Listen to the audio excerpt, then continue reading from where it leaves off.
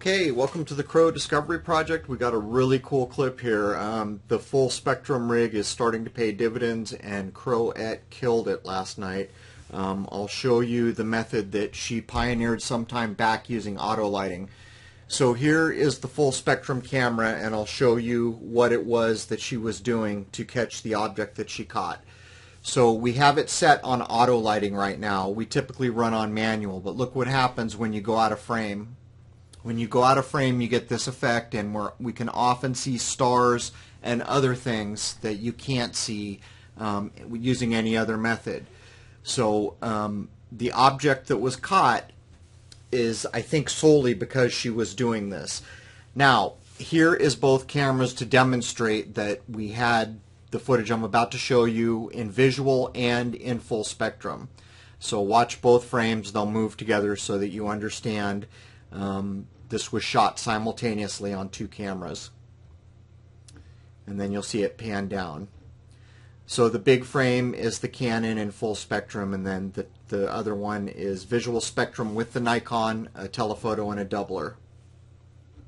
So there it is. That demonstrates that we have it on two cameras at once. So let's take a look here, and there's going to be an arrow that comes in, and I'll show you the raw footage. It's going to be in the upper left, and it's going to be pretty quick. Watch right there. And there it is. And it looks like a vortex. It doesn't look like much in this view, but after you see it a few times, you'll see how interesting it is. And I'll slow it down to 50% here. Watch this. It's very, very strange. It comes into view, goes out of view. Looks like it has a tunnel going through it, like a vortex almost. And that was at 20% speed.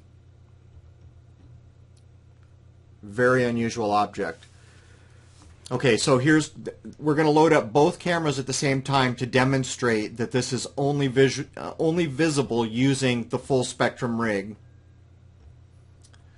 So I'm going to run them simultaneous so that you can see the movement and know that both cameras are in fact shooting the same thing.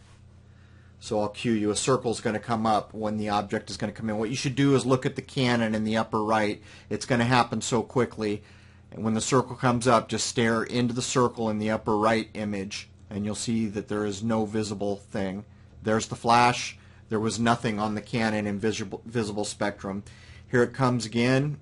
Slowed down slightly, and the arrow shows when it should have been. So you can see it in ultraviolet IR, but not in visual. So here is a blow up of the visual spectrum on the Canon, and when the arrow comes up, that's when the flash should have occurred. I lined up the two clips. Alright, let's take some looks at the object run with filters at different magnifications. Actually, I think each of these is at 600%. It's just a crazy, crazy thing. I have no idea what that is. It almost looks like a spinning vortex to me, now that I've looked at it a bunch of times. This is slowed down to 50%. And we'll take a regular view with ultra zoom here in a minute.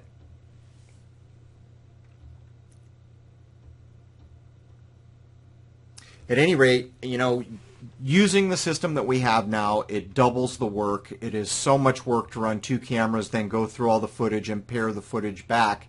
But you can see what the result is going to be. This is just after basically 3 nights of filming, and we have well over 100 clips to go through, matching files from two cameras, and we shot quite a few objects, but this is by far the most unusual object that we've seen so far. This is a find edge filter.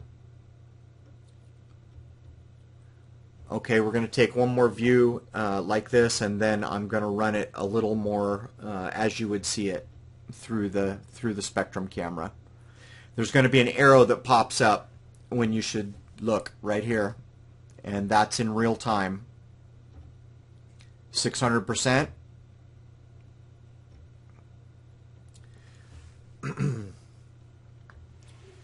And here it comes again, and this is slowed all the way down to 10%.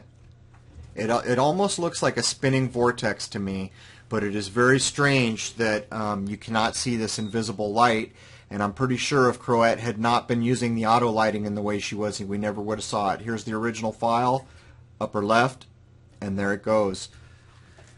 So there it is. You know, we're running the equipment with 2 cameras now. It is way more than double the work, and then reviewing footage is just, it takes forever because you're pairing and timing out things with 2 sets of files. But you can see what the benefit is. I mean, this is definitively proved that whatever we just filmed could not be seen in the visual spectrum. So very interesting stuff, and you know, cheers to Croat. It's funny because when I'm filming, I always try to say lined up on the moon, and she's always moving around. Well, the way she does it just paid off big time, so there it is. Cheers.